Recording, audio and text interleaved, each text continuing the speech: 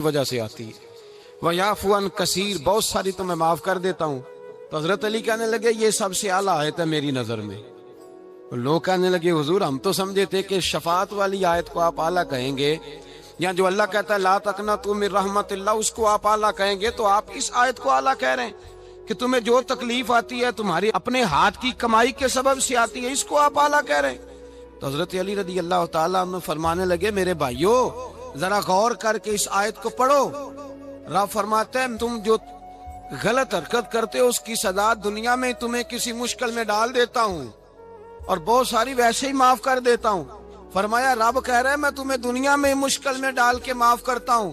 آپ فرمانے لگے میرا رب ایک جرم کی سزا 2 دفعہ نہیں دے گا، جسے دنیا میں سزا دے گا پھر قیامت میں بے حساب ہی معافی عطا فرمائے گا۔ پھر قیامت کے دن اللہ اسے دوبارہ سزا، یہ اس کے قانون رحمت کے خلاف ہے۔ یہ غور سے بات سنیں، یہ اس کے قانون رحمت کے خلاف کہ اللہ تبارک و تعالیٰ 2 دفعہ سزا دے۔ تو اگر اس نے دنیا میں سزا دے لی تو اس کا مطلب ہے قیامت میں دوبارہ سزا، تو یہ سب سے اعلیٰ ہے۔ مصطفیٰ کریم علیہ السلام نے فرمایا مومن کو کانٹا بھی چبھتا ہے نا، کانٹا بھی۔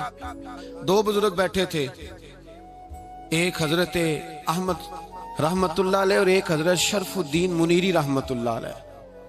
تو حضرت شرف الدین منیری کہنے لگے کہ دوست اصل میں وہ ہوتا ہے جو دوست کی طرف سے آنے والی تکلیف پر صبر کرے،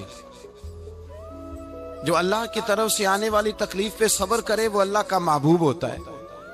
تو حضرت احمد فرمانے لگے نہیں مجھے تیری بات کی سمجھ کوئی نہیں آئی ہے، صبر کرے وہ اللہ کا دوست ہے، مصیبت پہ صبر کرے۔ تو کہا جناب پھر اگر نہیں سمجھ آئی تو آپ بتا دیں اللہ کا دوست کون ہے؟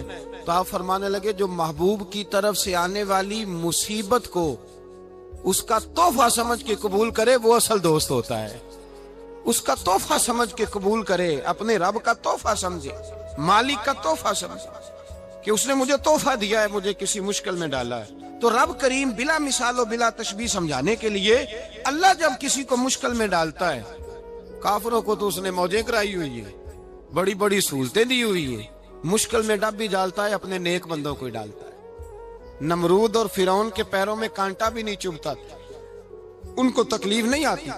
تکلیف کسے آتی تھی؟ اللہ کے نیک بندوں کو تکلیف آتی تھی۔ حضرت رابعہ بصریہ جب تک زندہ رہی تب تک بیمار رہی، جس دن طبیعت ٹھیک ہوتی تو کہتی اے اللہ تو کہیں مجھ سے ناراض تو نہیں ہو گیا، تو کہیں ناراض تو نہیں مولا جب تو مجھے تکلیف دیتا ہے تو میں رو کے تیری عبادت کرتی ہوں، جب مجھے دکھ ہوتے ہیں تو میں سجدے میں تڑپتی ہوں، اور خدا بندہ اب تو میں سکھی ہوں، موج میں ہوں، مجھے رونا ہی نہیں آ رہا، تو خدا بندہ تو کہیں ناراض تو نہیں ہو گیا مجھ سے؟ دکھ تو اچھے ہوتے ہیں، دکھ تو پیارے ہوتے ہیں، اور دکھوں کے بعد جو اللہ آسانی دیتا ہے اس آسانی کا پھر کیا ہی کہنا۔ اس حضرت ایوب علی نبینا علیہ الصلوۃ والسلام بیمار رہے، 60 سال اللہ نے تندرستی دی۔ کتنے سال بولے؟ 60 سال، غور کرنا بات پر، 60 سال علیل رہے، پھر بیمار ہو گئے، 18 سال ہو گئے بیمار ہوئے۔ زوجہ کہنے لگی دعا کر لیں آپ کو اللہ صحت دے دے۔ ہمیں اگر کوئی بندہ پوچھ لینا کہ بھائی کبھی کوئی خاص بات تو سناؤ، تو ہم جو ساری زندگی سکھ کے ساتھ سوئے ہوتے ہیں وہ بات نہیں سناتے، وہ جو ایک رات درد سے نیند نہیں آتی اس رات کا قصہ سناتے ہیں، کہتے ہیں وہ میرے الٹے دانت میں درد تھا تو میں ساری رات سو نہیں سکا۔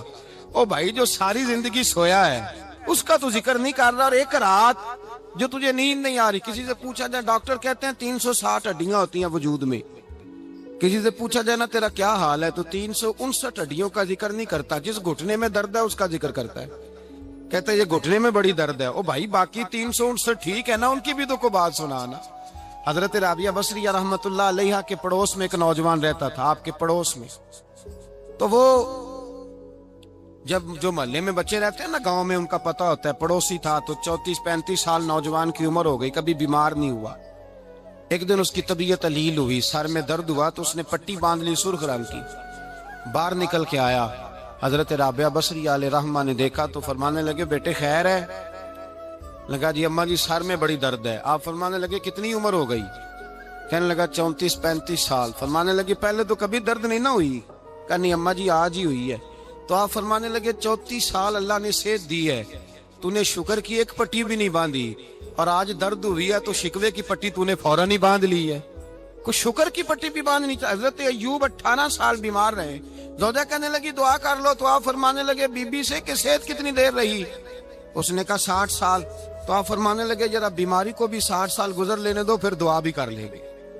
ये दुआ की अल्लाह, ये लफ्ज कहे अल्लाह ने सेहत दे दी, तंदुरुस्ती आ गई। एक दिन घर में बैठे बैठे जोजा कहने लगी कि अय्यूब ये बताओ दुख अच्छे के सुख? आप फरमाने लगे सारे दिन ही अल्लाह के हैं, पर दुख बड़े अच्छे थे। मुझसे पूछो तो दुख बड़े अच्छे थे। का किस तरह?